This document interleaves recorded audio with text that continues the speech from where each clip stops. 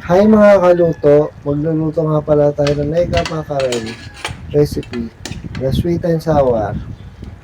Yan, solid guys, itsura pa lang oh. Sundan nyo lang yung pagluluto ko, sobrang sarap nito. Yan pala yung mga ingredients mga kaluto.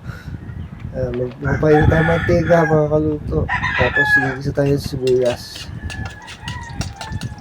Easy recipe lang to, mabilis ang luto lang. Tapos luya. Gisa-gisahin na natin yung mga kaluto. Kaya na natin yung carrots, lulutuin na natin yan, saglit lang yan. Yung bell pepper pala, red bell pepper, nilagay ko na pala yan. Hindi na nakita sa video. Ayun. Gisa-gisa lang natin yan mga kaluto, hanggang maluto. Tapos, titimpla lang natin ng banana ketchup. Ayun. Kung anong ingredients nyo sa akin, yun lang lalagay ko. Suka. Tapos sabaw ng mega mackerel. Pinakasabaw natin. Yung palinam ng mega mackerel.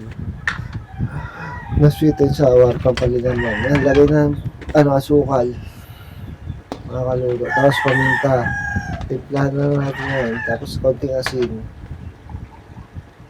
Tapos, buksan na natin. Tapos, lagyan na natin pampalapot mga kaluto. Para maganda-ganda texture ng natin sweet and sour.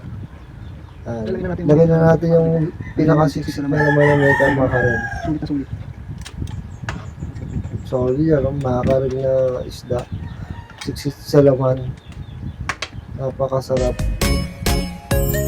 Ito na pala, sobrang sarap. Salamat po sa panonood ng video.